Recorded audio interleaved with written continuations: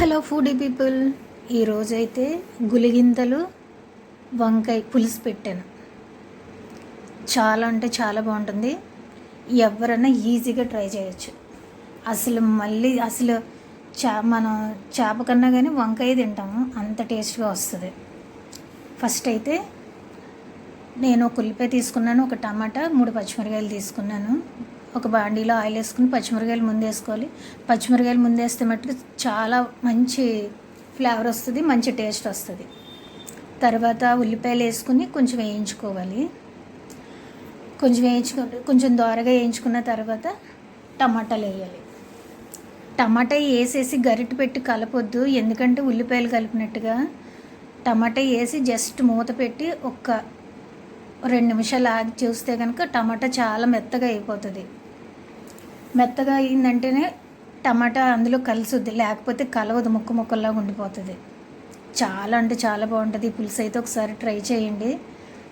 Fish ఎన్నో లేవు, ఒక 5, 6 ఉన్నట్టునైతే, మిగతా ఎన్నో ముందు రోజు వేయించేసుకున్నాం కాబట్టి. కానీ ఈ పులుసు చాలా బాగుంటుంది. ఒకసారి అయితే అందరూ ట్రై చేయండి. టమాటా వేగిన తర్వాత చింతపండు గుజ్జు అయితే పోసేసేయండి. అందులో చింతపండు గుజ్జు పోసిన తర్వాత ఉప్పు కారం మళ్ళీ ఒకసారి చెక్ చేసుకోండి. ఎందుకంటే నేను ఆల్రెడీ ఫిష్లో అల్లం వెల్లుల్లి పేస్టు, ఉప్పు కారం, పసుపు అన్నీ మ్యారినేట్ చేసి పెట్టాను.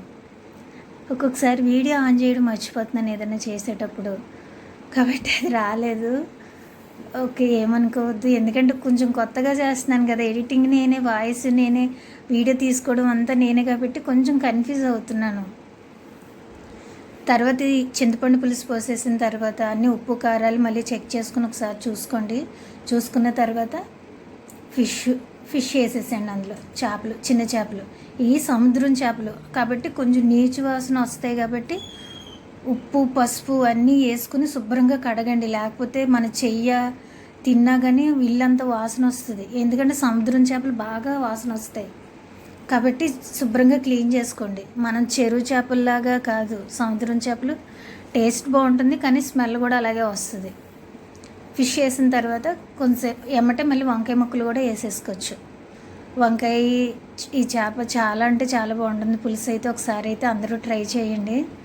ఈరోజైతే మాది ఇదే ఇవాళ. కాకపోతే ఇది నేనే తింటాను, సిరి తిందు, తనకు వేరే కూర వండాను. అందు గురించి అని తను చిన్న చేపలు అస్సలు తిందు. ఫిష్ పులుసు చాలా బాగుంటుంది.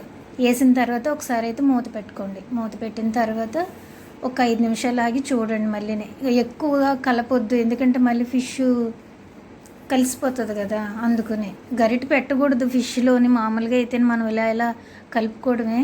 మూత పెట్టిన తర్వాత ఒకసారి చూడండి, బాగా ఉడుకుతుంది.